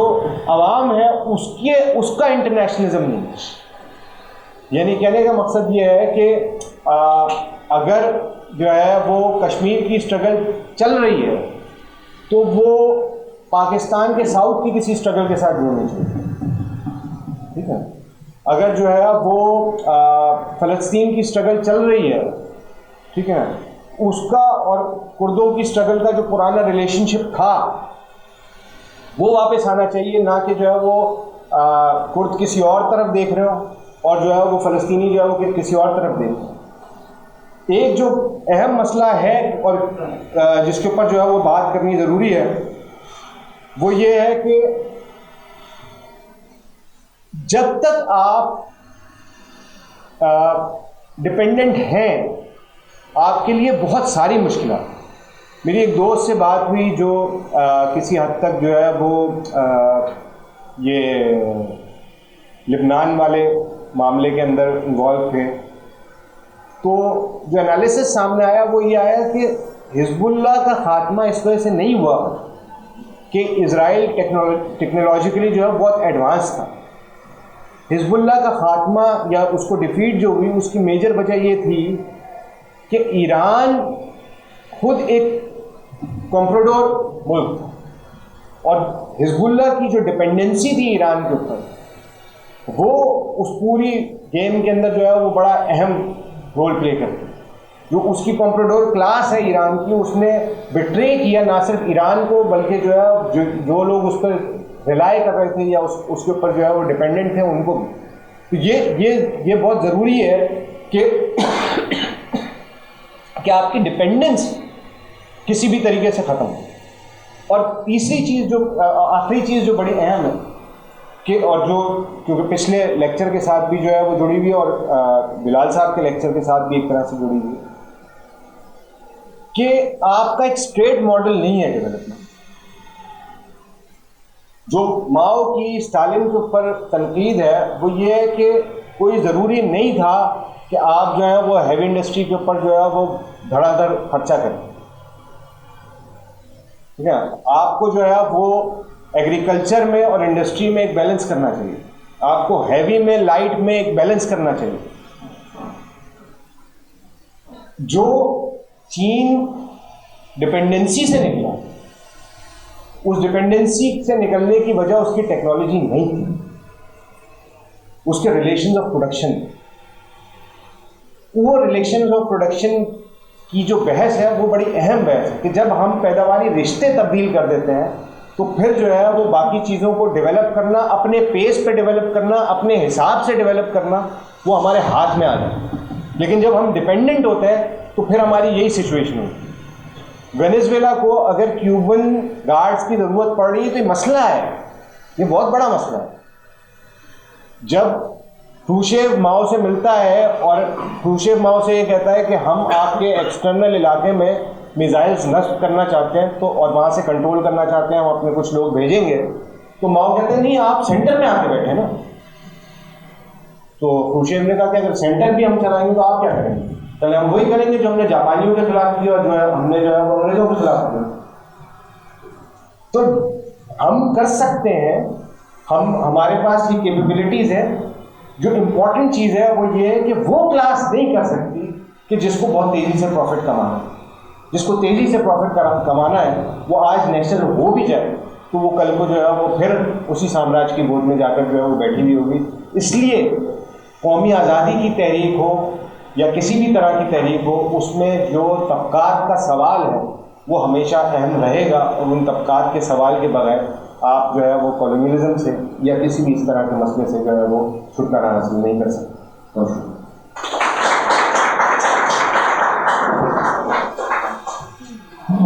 शुक्रिया खुरम। जो डिस्कशन है उसको बहुत ही जाने तरीके से उसकी अमली और इन्हीं जिहतों को जो है वो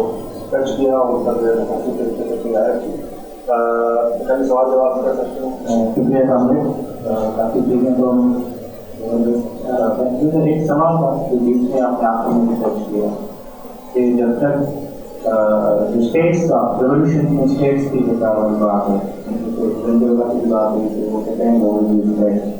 चाइना एक मशहूर किताब है, आप अंशों सबने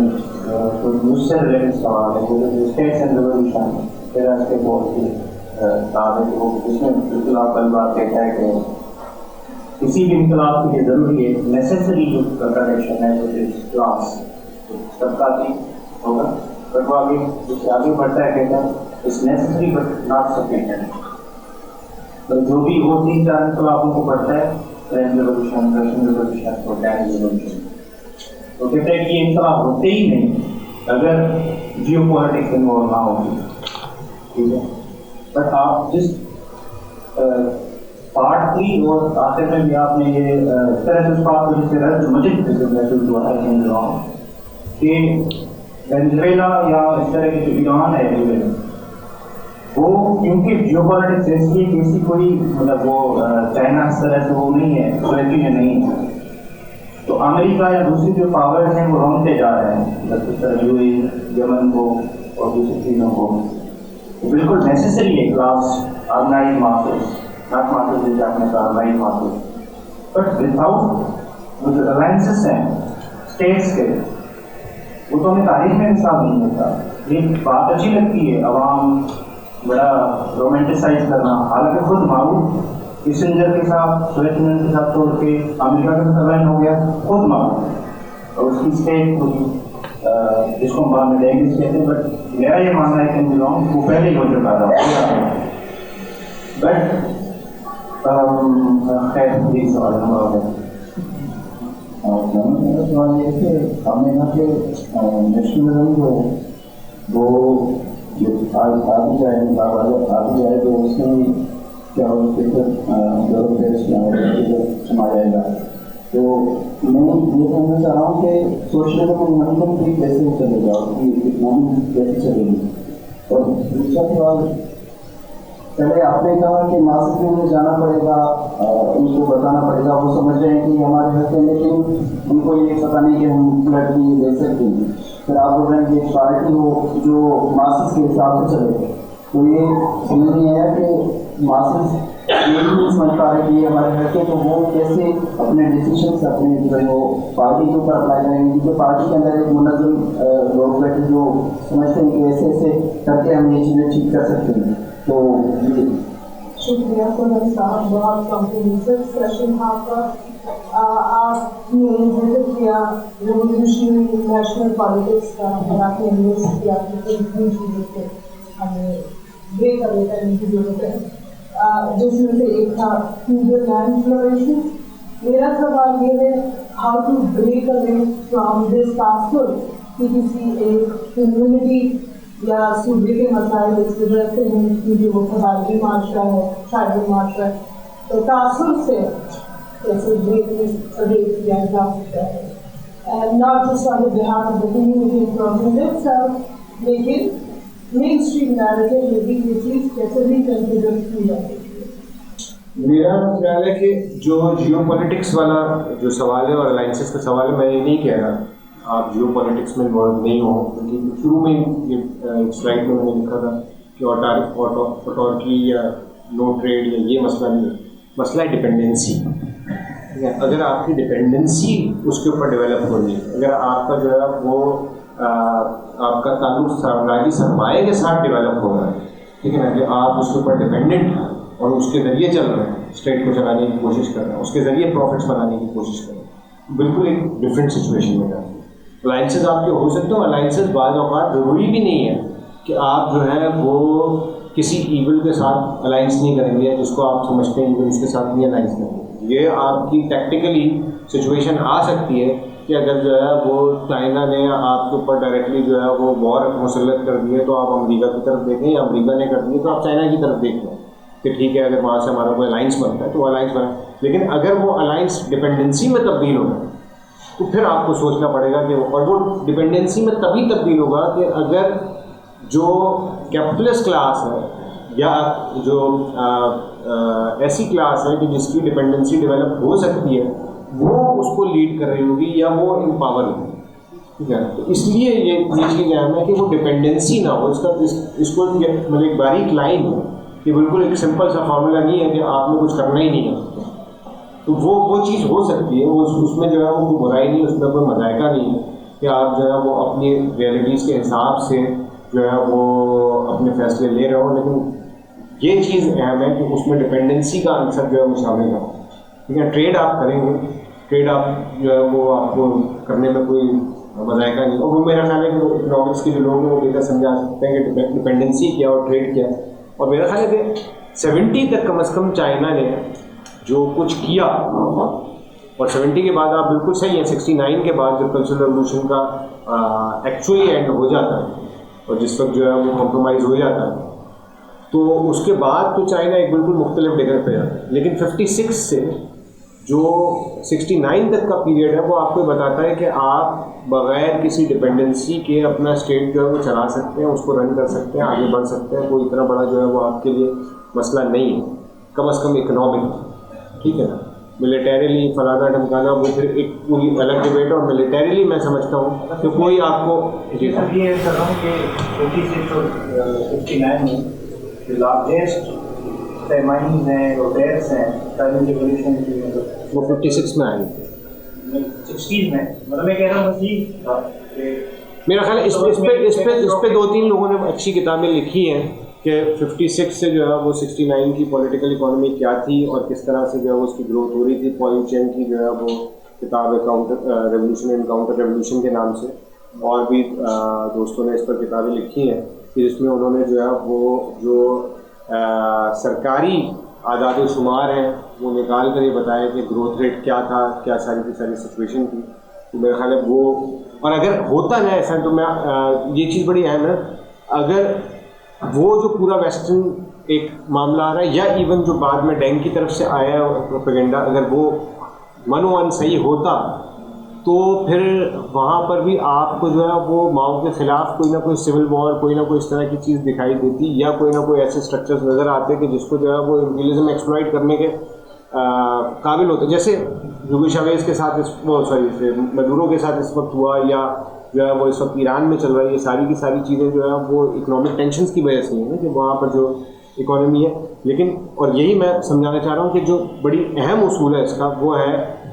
कि पॉलिटिक्स इन कमांड है। ये जो 69 तक का पीरियड है वहाँ पर इकोनॉमिक्स इन कमांड नहीं थी, वहाँ पर चाइना के अंदर जो चीज़ कमांड में थी वो पॉलिटिक्स थी। और ये जो पूरा जो रेवोल्यूशनरी सब्जेक्ट और रेवोल्यूशनरी सियासत की जो बात है उसके अंदर भी जो सबसे अहम चीज़ है कि अगर पॉलिटिक्स इन कमांड है तो आप लड़ सकते हैं, अगर इकोनॉमिक्स इन कमांड है फिर आप नहीं लड़ सकते, क्योंकि इकोनॉमिक्स के जो इंटरेस्ट हैं वो आपके इमीडिएट इंटरेस्ट हमेशा आपको ये दिखाएंगे कि यार बेहतर ये है कि इस वक्त जो है ना वो किसी न किसी के ऊपर रिलाई कर लिया जाए, कोई ना कोई जो है वो फॉरेन कैपिटल लेकर आ जाया जाए, क्योंकि उस फौरी तौर पर तो वही आपको जो है वो रिलीफ दे सकता है। लेकिन अगर पॉलिटिक्स इन कमांड है तो वो आपको स्ट्रक्चर्स क्रिएट करके दे सकता है कि जो है वो आपकी डिपेंडेंसी को जो है वो ख़त्म कर सके। इसी के साथ जो साथी का सवाल है कि सोशलिज्म एक मुल्क में कैसे चलेगा, मेरा ख्याल है उसका जवाब भी जो है वो ये है कि कोई भी मेरा नहीं ख्याल है कि कहता है कि सोशलिज्म जो है वो एक मुल्क में चलेगा, ठीक है ना। सब ये कहते हैं कि उसका जो है वो आगे बढ़ना ज़रूरी है और वो आगे बढ़ा भी। मतलब मेरा ख्याल है कि यानी स्टालिन के ऊपर और बहुत सारे तनकीदें जो है वो हो सकती हैं, लेकिन सोशलिज्म इन वन कंट्री वाली तनकीद वही तनकीद है जो बाद में लियू शाओची ने जो है वो माओ के ऊपर की, और जिसका जवाब ऑलरेडी लेनिन ने बेटर फ्यूअर बट बेटर के अंदर ये कहकर दे दिया था कि हाँ हमें मालूम है कि हमारे प्रोडक्टिव फोर्सेस अभी इतने डेवलप नहीं हैं, लेकिन चूँकि हमारे रिलेशंस ऑफ प्रोडक्शन पैदावारी रिश्ते तब्दील हो चुके हैं, हमारा मुआशरा तब्दील हो चुका है, इसलिए हम वो पैदावारी क़ुव्वतें पैदा कर सकते हैं और हम जो है वो उसके ज़रिए जो है वो आगे बढ़ सकते हैं। और उसी में उसने कह दिया था कि अब जर्मनी में या बाकी जगहों पर जो है वो कहीं पे भी फिलवक्त कोई इनकलाब का जो है वो रास्ता नज़र नहीं आता, और इनकलाब का जो रास्ता है वो मुझे दिख रहा है कि हिंदुस्तान से, चीन से और जो है वो तीसरी दुनिया से जो है वो निकलेगा, जो कि फिर बाद में हुआ भी। तो मेरा ख्याल है कि सोशलिज्म इन वन कंट्री वाली जो डिबेट है, और ये भी कोई वो नहीं है, मतलब मैं भी अब ये समझता हूँ कि इस वक्त बड़ी इंपॉर्टेंट जो चीज़ है वो ये है कि जो एक तरह का इंटरनेशनलिज्म जो है वो दोबारा राइज हो, रीजन्स जो है वो मिलकर जो है वो जिद्दोजहद करें। जो कॉमरेड ने भी बात की कि जो पुराने रिलेशंस हैं कि भाई इंडिया की पार्टी का और पाकिस्तानी पार्टी का और दीगर पार्टीज़ का आपस में जो है वो कोई रिलेशन जो है वो डेवलप होना चाहिए, और उससे आपको सीख भी बहुत मिलती है। क्योंकि साथी ने जो बात की थी माओइज्म के हवाले से, तो जो हिंदुस्तानी माओइस्ट एंड नक्सलाइट तहरीक है उनका, और जो है वो पाकिस्तानी जो माओइस्ट हैं उनका कोई ना कोई थोड़ा बहुत जो है वो राब्ता रूबता जो है वो रहता है। और यही वजह है कि उन्होंने इस पूरी वॉर के अंदर जो है वो इंडियन एक्सपेंशनिज्म की बात की और सारा का सारा कुछ की, और सारा जो मुर्द इल्ज़ाम ठहराया वो बुनियादी तौर पर जो है वो हिंदुस्तान को ठहराया। और जब हम बात करते हैं तो हम भी ये बात करते हैं कि जो है वो किस तरह से पाकिस्तान ने जो है वो कश्मीर के पूरी आज़ादी की तहरीक को जो है वो सबूताज किया, उसके अंदर जो है वो अपनी इन्वॉल्वमेंट करके और उसको किस तरह से जो है वो नुकसान पहुँचाया।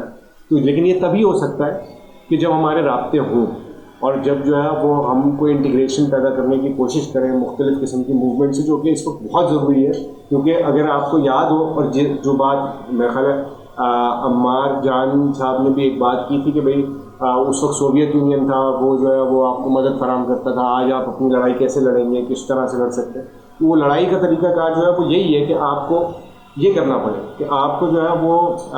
लोगों के दरमियान अलाइंसेस पैदा करने पड़ेंगे, मूवमेंट्स के दरमियान अलाइंसेस पैदा करने पड़ेंगे, एक दूसरे के साथ जो है वो जुड़ना पड़ेगा। तो एक फॉर्म ऑफ इंटरनेशनलिज्म जो है वो हमेशा रहा है, और वो मेरे ख्याल तकरीबन हर ट्रेंड में रहा है। हाँ, ये नहीं हो सकता है कि ना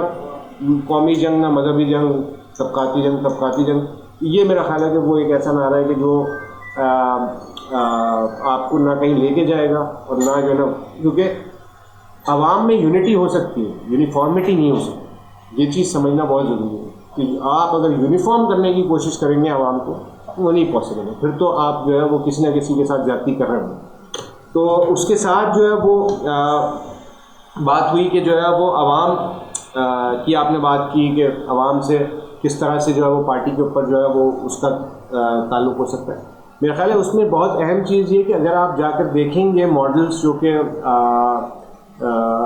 ये नक्सलाइट्स के भी हैं या और लोगों ने डेवलप करने की कोशिश की, तो उसका तरीका ये होता है कि आप आवाम को स्टेक होल्डर बनाते हैं अपने हर एक डिसीजन में।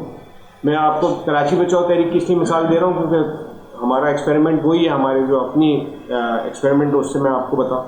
तो होता ये था कि हर चीज़ से पहले हम एक मीटिंग करते थे, एक ओपन मीटिंग बुलाते थे आवाम के साथ, उनसे पूछते थे कि भाई ये सिचुएशन है, आप बताएं क्या करना है। वो हमें बताते थे कि भाई हम ये समझते हैं कि अभी ये करना। वो जो भी उनकी आरा आ रही होती थी, सब कुछ होता था, उसके ऊपर हम एक प्लान बनाते थे। प्लान बनाने के बाद वापस जाते थे, फिर मीटिंग बुलाते थे या डोर टू डोर करते थे या कॉर्नर मीटिंग्स करते थे, और उनको बताते थे कि भाई ये आपकी आरा से जो चीज़ें आई उसके हिसाब से हमने ये प्लान बनाया, अब आप बताएं कि क्या करना। वो जो प्लान फाइनल करते थे उसके ऊपर हम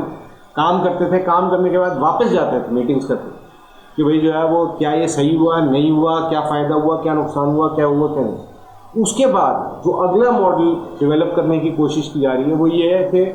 एक क्रिटिसिज्म, सेल्फ क्रिटिसिज्म का सेशन ना सिर्फ जो है वो हमारी ऑर्गेनाइजेशन के अपने अंदर हो, बल्कि जिन महलों में हम काम कर रहे हैं वहाँ पे जो कमेटियाँ भी काम कर रही हैं वो एक दिन रखें जिस दिन जो है वो आवाम उस महल्ले की कॉर्नर मीटिंग हो, उस महल्ले के लोग आएँ और वो ये बात करें कि यार यहाँ पर आप गलत काम कर रहे हैं, यहाँ पर हम ठीक काम कर रहे हैं, ये चीज़ें आपको तब्दील करने की ज़रूरत है, ये चीज़ें जो है वो सेट करने की ज़रूरत है। यही चीज़ आहिस्ता आहिस्ता जब बढ़ती है तो आपके पास जो है वो एक ऐसा मॉडल होता है और आपको पता भी नहीं चलता कि जहाँ पर जो है वो आवाम अपने आप को इमेंसिपेट इतना समझती है कि वो कहती है कि हाँ हम बताएंगे कि पार्टी कैसे चलानी चाहिए या कैसे जो है वो डिसीजन लेने चाहिए स्टेट के, या कैसे जो है वो आगे बढ़ना चाहिए। इंपॉर्टेंट चीज़ ये है कि क्या वो इंस्टीट्यूशंस बन रहे हैं, क्या वो चीज़ें बन रही हैं या क्या चीज़ें डेवलप हो रही हैं। ज़रूरी नहीं है, मैंने आपको मिसाल कराची बचाओ तहरीक की दी है, इसके 3600 मॉडल्स हो सकते हैं काम करने के, लेकिन ये किया जा सकता है। कल्चरल रेवोल्यूशन में आवाम पार्टी के ख़िलाफ़ खड़ी हुई, पार्टी का अपना एक हिस्सा था जो कि जो है वो चाह रहा था कि आवाम जो है वो आए और वो जो है वो एहतसाब करे पार्टी का। वो भी एक मॉडल था, वो भी एक तरीके का था, सही था, गलत था, फ़ायदा हुआ, नुकसान हुआ, वो एक अलग बात है। तो लेकिन जो है वो उसके बगैर चल नहीं सकता, यानी कि अगर आवाम का कंट्रोल ख़त्म हो जाता है तो फिर आपके पास वही रियासतें बनती हैं जो कि आपको नज़र आती हैं, फिर उसके मसले मसाइल आपके सामने, उस पर ज़्यादा जाने के लिए कबायली माशरे के हवाले से बात की गई। मेरा ख्याल है कि जब हम बात कर रहे हैं लैंड रिलेशंस की या फ्यूडल लैंड की, तो हम ये बात नहीं कर रहे कि हम ये कहें कि ओ हो यार ये देखो ये बलूचों का मसला तो बलूच सरदार, ठीक है ना। हम तो ये बात कर रहे हैं कि भाई बलूचों के ऊपर वो बलूच सरदार जो पुराने हैं और वो बलूच सरदार जो नए सरफराज बुक्की की तरह जो है वो वारिद कर दिए गए हैं, ये सारे के सारे तो रियासत के हैं, ठीक है। ये तो उन्होंने उस आवाम को जो है वो कंट्रोल करने के लिए जो है वो इस्तेमाल कर रहे हैं उस सारे मामले। तो उस आवाम को हम तो ये समझते हैं कि वो जो है वो उसके अंदर रेवोल्यूशनरी पोटेंशियल सबसे ज़्यादा है। वो तो जो है वो अगर आप सारी स्ट्रगल्स को देखें, चाहे आप पीटीएम की सूरत में देख लें, चाहे बीवाईसी की सूरत में देख लें, चाहे आप जो है वो कैनाल्स की मूवमेंट की सूरत में देख लें, तो जितनी भी स्ट्रगल्स हैं उसके अंदर जो मेन पार्टिसिपेशन है वो तो गाँवों की तरफ से है, वो तो उन इलाकों की तरफ से है कि जिनको जो है वो इस तरह से ब्रैकेट किया जाता है कि ये पसमानदा है या फलाना है या ढमकाना है, जबकि असल जो चीज़ है वो ये कि हाँ उन्होंने स्टेट ने उनके साथ ज्यादती कर रखी है कि वो उनको जो है वो रिसोर्सेज नहीं देती, वो वहाँ पर जो है वो उनको हेल्थ की फैसिलिटी नहीं देती, वो एजुकेशन की फैसिलिटी नहीं देती, वो इस तरह की चीज़ें नहीं देती। और जहाँ पर जिस हिस्से को आवाम सबसे वो आवाम के उस हिस्से को जिसको जो है वो स्टेट सबसे ज़्यादा निगलेक्ट कर रही है, सबसे ज़्यादा रेवोल्यूशनरी पोटेंशियल उसी हिस्से के अंदर मौजूद है हर सूरत में। तो हम तो ये समझते हैं कि वही तो हमारा रेवोल्यूशनरी सब्जेक्ट बन सकते हैं अगर हम अपने ड्राइंग रूम से निकलें और हम जाकर जो है वो उन जगहों पर जो है वो बैठें और उनके साथ जो है वो काम करें। Honestly, it's identity से related इसका एक बहुत बड़ा सवाल है अभी। I just want to ask you mention one thing that you said was clear revolution centric participation and not representation. और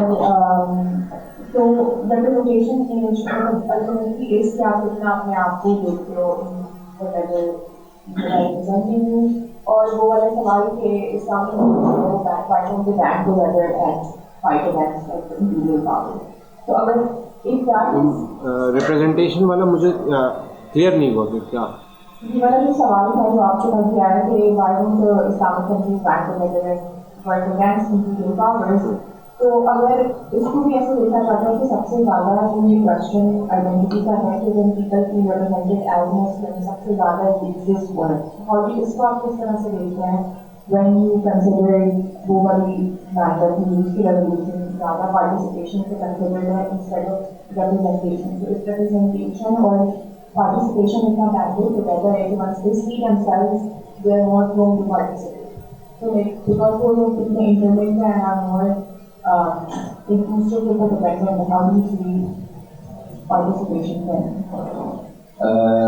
जो वो बात हुई कि लंबन क्लास का इस्तेमाल करना होना, इसके ऊपर थोड़ा सा अगर क्यों जरूरी है कि उसका इस्तेमाल किया। अच्छा, मैं भी लंबन के ऊपर ही थोड़ी सी चाहूँगा कि उसमें एक चीज़ ये देखी गई, आपने कहा कि करंट जो पॉलिटिकल जो पार्टीज होती है उसमें भी उनका रोल होता है। वो हमने देखा कि यार उनका रोल ना एक बड़ा ही अपॉर्चुनिस्टिक किस्म का होता है, या हंगरी फॉर पावर, या कोई ख़ास किस्म का एक मतलब जो ट्रेडिशनल पॉलिटिकल पार्टी में लंबन का रोल है वो हमें नज़र आता है कि वो सॉर्ट ऑफ अपॉर्चुनिस्टिक होता है, वो पावर डायनेमिक्स होती हैं, उसकी वजह से मतलब सॉर्ट ऑफ करप्शन और ये सारे मामला आते हैं। तो अब अगर आप कहते हैं कि अवामी मज़ामत है, एक अवामी स्ट्रगल है, उसमें आप इस तबके का या कह रहे इन जनरल इन तमाम चीज़ों को किस तरह से कंटेन कर सकते हैं या उनकी एक एनर्जी को पॉजिटिव तरह से इस्तेमाल कर सकते हैं, रादर देन कि वो डोमिनेट करना शुरू कर दें चीज़ों को। क्योंकि बहरहाल एक मसला तो है, अगर आप किसी के पास किसी कोई सोसाइटी का हिस्सा नहीं है प्रोडक्टिव सेंस में, तो बहरहाल एक वो ये वाले मसले उसके साथ आ सकते हैं। तो मुझे उस पर ज़रा आपकी तरफ से ये सवाल था क्या तारीख में हमें मिलती है किसी रेवोल्यूशन में कि जब मामला अलायंस वाला या डिपेंडेंसी वाला या सब इंस्पायरेशन वाला अलायंस हो या डिजिटल फॉर्मेट है उसके बगैर रेवोल्यूशन वाला और अक्सर बगैर अलायंस के रेवोल्यूशन के बगैर अलायंस से बगैर सपोर्ट अलायंस करेंगे सपोर्ट करेंगे या डिपेंडेंसी सही और रेवोल्यूशन में या फिर आपके रेवोल्यूशन अलायंस सपोर्ट और डिपेंडेंसी में फर्क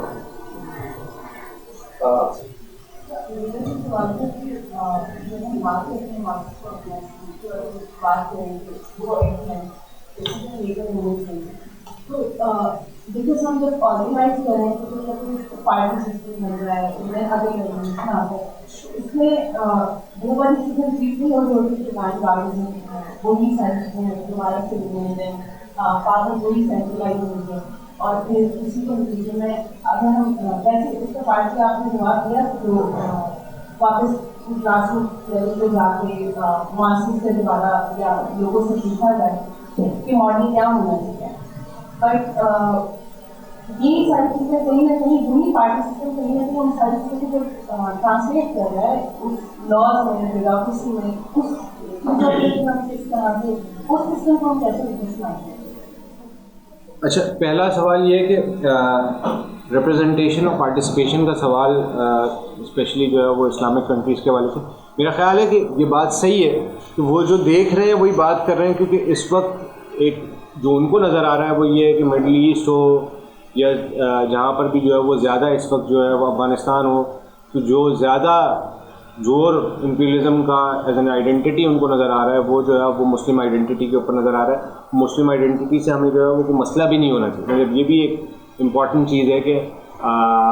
वो आइडेंटिटी अगर मुस्लिम आइडेंटिटी है तो हमारा मसला ये नहीं है कि मुस्लिम आइडेंटिटी है कि नहीं है, हमारा मसला तो ये है कि उसकी जो है वो क्लास डायनेमिक्स क्या है। तो वो क्लास डायनेमिक्स जो है उसको हम जो है वो ईज़िली समझा सकते हैं या बात कर सकते हैं कि जब हम उनके साथ जाकर बात करते हैं कि क्या मुसलमानों से आपकी मुराद जो है वो हाफिज़ साहब भी हैं, क्या मुसलमानों से आपकी मुराद जो है वो सऊदी अरब के शेख भी हैं, क्या मुसलमानों से आपकी मुराद जो है वो कतर के शेख भी हैं, क्या आपकी मुसलमानों से, तो वो जब आप ये सारी गुफ्तगू करते हैं तो वो आपको यही बताएंगे कि मुसलमानों से उनकी मुराद उनके जैसे मुसलमान, और मुसलमानों से उनकी मुराद जो है वो कोई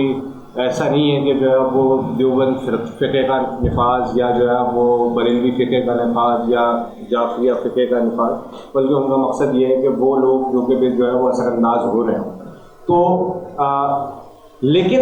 रिप्रेजेंटेशन और पार्टिसिपेशन का फ़र्क ज़रूरी है, क्योंकि उसकी वजह यह है कि अगर उनकी पार्टिसिपेशन नहीं है तो वो रिप्रेजेंटेटिव तो कभी भी घूम सकता है। मतलब कितना भी जो है वो अच्छी पॉलिटिक्स जो है वो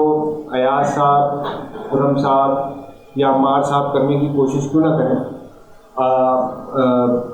हम कभी भी घूम सकते हैं, ठीक है, हमारा जो है दिमाग पलट सकता है, हम किसी भी तरफ जो है वो निकल सकते हैं। तो हमें या इवन पूरी पार्टी को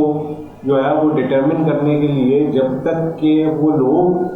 वो की एक्टिव पार्टिसिपेशन नहीं होगी और कंट्रोल नहीं होगा,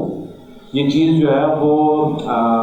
सीधी हो नहीं सकती। तो वो पार्टिसिपेशन जो है वो तो अहम है, उस पार्टिसिपेशन के बगैर जो है वो कुछ नहीं हो सकता। उसके बगैर वही हो सकता है जो पीपल्स पार्टी कर रही है या एमकेएम कर रही है, बाकी सब कर रहे हैं, तो वो अपनी पॉलिटिक्स कर रहे हैं जिसमें वो सिर्फ उनको जो है मासिस को इस्तेमाल करते हैं। इवन यानी कि वो एक्सपेक्ट, ये तो हम उससे आगे की बात कर रहे हैं कि भाई मास लाइन को फर्दर डेवलप किया जाए। तो पिछले इनकलाबात हुए, उन इनकलाबात में जो है वो चाहे 1917 का इनकलाब हो, जो है वो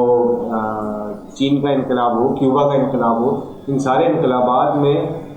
ऐसा नहीं है कि 4 गुरिल्ला मिलकर या 4 लोग मिलकर जो है वो इनकलाब लेकर आते हैं। एक्टिव पार्टिसिपेशन मासेस की थी तभी कुछ हुआ, उसमें डिसीजन मेकिंग में भी किसी न किसी हद तक जो है वो उनकी पार्टिसिपेशन थी, शायद उस हद तक नहीं हो। स्टेट बनने के बाद मैं समझता हूँ कि पार्टिसिपेशन जो है वो कम हुई इन सारी जगहों पर। वो एक चैलेंज है जिसको जो है वो हम तभी वो कर सकते हैं कि हम पहले से इस चीज़ पर सोचना शुरू करें कि कैसे मासेस की पार्टीज़ के ऊपर जो है हुक्मरानी या स्टेट के ऊपर हुक्मरानी जो है वो कायम की जा सकती है, कैसे जो है वो स्टेट जो है वो जवाबदेह हो सकता है। इसके साथ ही और उसमें मेरा ख्याल है जो नक्सलाइट्स का जनताना अदालत का मॉडल है किसी हद तक एक अच्छा मॉडल है उससे, लेकिन उसके अलावा भी बहुत सारी चीज़ें मेरे ख्याल में होनी चाहिए। तो लंपन क्लास का सवाल है। देखिए, लंपन क्लास का सवाल, मैं ये नहीं कह रहा कि लंपन क्लास के अपने मसले मसाइल नहीं होते, क्योंकि वो मुआशरे की एक ऐसी क्लास है कि जिसके पास इज़्ज़त नहीं, जिसको जो है मुआशरा इज़्ज़त तक नहीं देता। तो जो ऐसा हिस्सा है जिसके पास इज़्ज़त तक नहीं है, तो उसके लिए फिर इस तरह की पैटी चीज़ें जो है ना वो अहम नहीं होती कि किसी से पैसे मांग लिए या जो है वो चोरी कर ली या फलाना कर लिया, क्योंकि आपने पहले ही उसको कट ऑफ कर दिया। आपने कह दिया कि यार तुम कुछ भी कर लो, ठीक है ना, हमारे लिए तो तुम ज़लीला। तो जब आपने उस लेवल तक उसको पहुंचा दिया, अब लेकिन उसके पास दो चीज़, एक उसके पास गुस्सा है, जो गुस्सा उसके पास है वो माशरे के किसी हिस्से के पास नहीं। उस गुस्से को आप इस्तेमाल करते हैं अपनी ऑर्गेनाइजिंग एनर्जी पे, और उसको जो है वो आवाम के ज़रिए और उसकी अपनी ऑर्गेनाइजेशन के ज़रिए, यानी उसकी ऑर्गेनाइजेशन से मुराद है कि जिस महल्ले की कमेटी में वो काम कर रहा है वो महल्ला कमेटी, और जिस महल्ले के लोगों में वो काम कर रहा है वो लोग, ये वो तरीक़ेकार है जिससे वो डिसिप्लिन हो। हमारे पास हम 6 साल अब हमें हो गए जिसमें जो हमारा प्रीडोमिनेंटली जिस क्लास के साथ हम काम कर रहे हैं वो लंपन क्लास, और उस लंपन क्लास ने वो लड़ाई लड़ी है जो मैं आपको यकीन से बता रहा हूँ कि 5-6 साल तक मैंने कम से कम पिछले काफ़ी अरसे तक लेफ़्ट की किसी तंजीम की तरफ से इस तरह की मुसलसल लड़ाई नहीं देखी जो कि इन्होंने लड़ी। और ना मैं समझता हूँ कि जो है वो शायद वर्किंग क्लास होती तो वो लड़ पाती। उसकी अपनी मजबूरियाँ में एक चीज़ ये भी है कि उसके काम करने के औकात, उसकी और सारी की सारी चीज़ें वो भी जो है वो साथ साथ जो है वो शामिल हो जाती है। लेकिन इस लंपन क्लास के पास जो लड़ने का मादा है ये बहुत ज़्यादा है, और ये मैं सिर्फ किताबी बातों की बुनियाद पर नहीं कह रहा, मैं जो वो उसकी जो एक्सपीरियंस किया उसकी बुनियादों पर। मुश्किल काम होता है, मतलब कई दफ़ा कमेटीज़ टूटी, दोबारा बनी, टूटी, दोबारा बनी, लेकिन आज हमें लग रहा है कि 5-6 साल की स्ट्रगल में चलते चलते चलते चलते अब हमें डिसिप्लिन कर, क्योंकि हमारा भी तो हम तो मिडिल क्लास से आ रहे हैं, हमारा तो डिसिप्लिन का सबसे बड़ा मसला, तो हम मीटिंग से भाग जाते हैं, हम जो है वो एक्टिविटी से भाग जाते हैं, हम नहीं पहुंचते 600 जो, तो वो हमें डिसिप्लिन कर रहे होते हैं कि यार ये टाइम था आप क्यों नहीं पहुंचे। तो वो स्ट्रगल जो है ना वो बनाती है इस सारे खेल के अंदर। जो अहम चीज़ है वो ये कि क्या ये मुआशरे का वो हिस्सा है जो कि कॉलोनियलिज्म से या कैपिटलिज्म से जो है वो इफ़ेक्टेड है कि नहीं, और ये सवाल आपके सामने जो है वो जवाब की सूरत में मौजूद है कि वो है। और ऐसा भी नहीं कि वो 5% हो, 3% हो मुआशरे का, वो एक मुआशरे का सिग्निफिकेंट हिस्सा मौजूद है। तो इसलिए मेरा ख्याल है कि लंपन के ऊपर जो है वो काम किया भी जा सकता है। उसके अंदर अपॉर्चुनिस्टिक टेंडेंसी उसकी अपनी महरूमियों की वजह से मौजूद है, लेकिन उसको वो बहुत जल्दी इस चीज़ को भी रिकग्नाइज कर लेता है कि यार पावर से ही काम हो, ठीक है, और वो पावर जो है वो आप इंडिविजुअल पावर से बहुत जल्दी जो है वो कलेक्टिव पावर में तब्दील कर सकते हैं। वंस वो कलेक्टिव पावर में तब्दील होती है फिर आपका गेम स्टार्ट होता है, या फिर उनका गेम स्टार्ट होता है, फिर जो है वो चीज़ें आगे की तरफ जो है मुझे लगता है कि बढ़ना शुरू होती है। वो कलेक्टिव पावर की एक कॉन्शियसनेस जो है ना वो मेरा ख्याल है कि इस सारे खेल के अंदर बहुत अहम किरदार जो है वो अदा करती है। उसके बाद जो है वो सवाल हुआ था अलाइंसेस का, सपोर्ट का। 1917 का इनकलाब जो बग़ैर किसी अलाइंस के था, बग़ैर किसी सपोर्ट के था, बग़ैर किसी डिपेंडेंसी के था। तो लेकिन इसका मतलब ये नहीं है कि आपको अलाइंसेस की ज़रूरत नहीं है, इसका मतलब ये नहीं कि आपको सपोर्ट की ज़रूरत नहीं है। इम्पॉर्टेंट चीज़ ये कि सपोर्ट आप अपने नज़रियात को या अपनी डिपेंडेंसी को जो है वो बेच कर हासिल कर रहे हैं, या वो सपोर्ट जो है वो आप इक्वल टर्म्स पे हासिल कर रहे हैं, ये है ज़्यादा अहम सवाल, और ये है अहम क्वेश्चन। और उसमें क्लास क्वेश्चन अहम है कि अगर जो है वो उन क्लासेस की लीड होगी स्ट्रगल के अंदर जिनके अपने क्लास के मफादात उनके साथ जुड़े हुए हैं, तो फिर एक बिल्कुल डिफरेंट नौइयत होगी। और अगर उन क्लासेस की नीड होगी कि जिनके लिए जो है वो सिर्फ वो एक जिसे कहेंगे अलाइंस है या जो है वो एक यूनाइटेड फ्रंट है,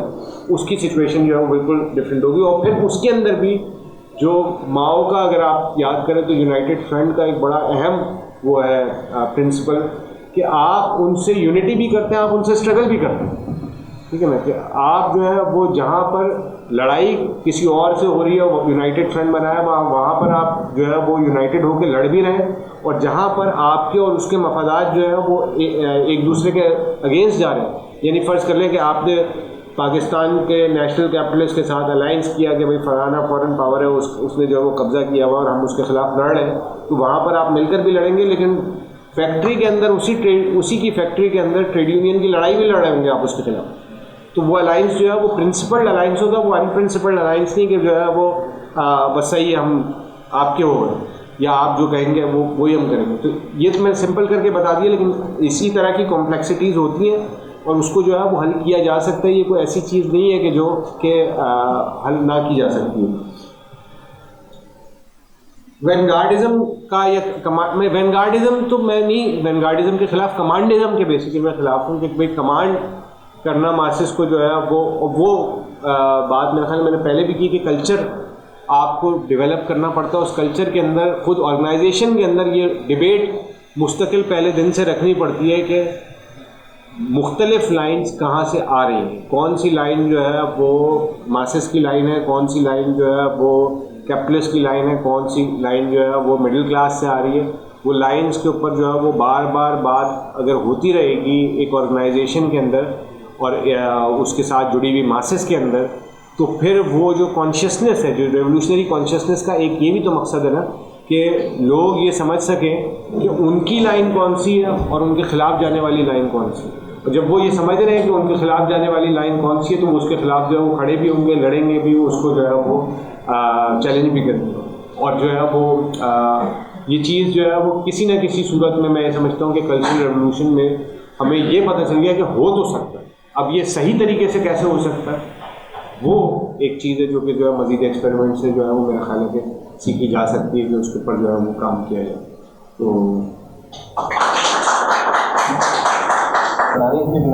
नेशनल कल्चर के अंदर भी जो नेशनल कल्चर एंटी कॉलोनियलिज्म का बनता है उसके 3 मोहरकात बड़े अहम कि वो बैक वक्त नेशनल भी हो। नेशनल होने से मुराद क्या है कि वो इम्पीरियलिज्म और कॉलोनियलिज्म के ख़िलाफ़ हो। दूसरी चीज़ जो अहम है कि वो पीछे की तरफ नहीं लेकर जा रहा हो बल्कि साइंटिफिक हो, कि वो जो है वो किसी मिस्टिसिज्म के ऊपर या सुपरस्टिशन के ऊपर जो है या किसी पास ग्लोरी के ऊपर जो है वो डिपेंडेंट नहीं हो, बल्कि वो साइंटिफिक रीजनिंग के, और साइंटिफिक रीजनिंग से मुराद मेरी यही है कि डायलेक्टिकल साइंटिफिक रीजनिंग के ऊपर जो है वो डेवलप हो। और तीसरी अहम चीज़ कि वो मास कल्चर, अगर वो मास कल्चर नहीं है तो वो कभी भी नेशनल कल्चर नहीं हो सकता। फैनॉन अपनी तहरीर में एक जगह लिखते हैं, रचित अभियान हुआ कि इंजीनियरों और टेक्नीशियनों को कहते हैं कि यार लोगों में जाके ना उनको पढ़ाओ, तो पढ़ाना शुरू करोगे तो इसका मतलब है तुम उनको बेवकूफ़ बनाना चाहते हो। जिस ब्रिज में, वो ब्रिज की मिसाल है, जिस पुल को बनाने में आवाम का एक्टिव हिस्सा ना हो वो ब्रिज आप ना बनाए। कहते हैं ज़रूरत भी हो तो ना बनाए जब तक आवाम शऊरी तौर पर, अमली तौर पर उसमें शामिल हो। और ये फैनॉन और हेगल की वाली बात से भी जो हमने शुरू में की थी कि भाई डायलेक्टिक क्या है कि अदर को या ऑब्जेक्ट को सब्जेक्ट बनाने का अमल। हम समाज में जो मेहनतकश हैं या महकूम है वो ऑब्जेक्ट हैं और अमल के इनकलाबी सब्जेक्ट बनाने का। और जो आपकी भी बात थी ब्यूरोक्रेसी या वैनगार्डिज्म, क्योंकि ये वो वाहिद रिवायत है इसमें हम ये नहीं कहते कि तबकाती जद्दोजहद के तहत हम एक तबके की बजाय दूसरे तबके को हुक्मरान बना दें। कहते हैं हम तबकात ही ख़त्म कर देंगे। तबकाती जद्दोजहद हम इसलिए भी करते हैं कि तबकात ही ख़त्म हो जाए। हम इसलिए करते हैं कि लीडरशिप की ज़रूरत ही ना रहे। रमशी कहते हैं एवरी पर्सन इज इंटेलेक्चुअल। तो इस जहद के साथ और इस क्या कहते हैं कि बिना हम आगे बढ़ते हैं। मेहनत कशी इस दुनिया से जब अपना हिस्सा मांगेंगे, एक बाग नहीं एक खेत नहीं हम सारी दुनिया मांगेंगे, एक बाग नहीं एक खेत नहीं हम सारी दुनिया मांगेंगे।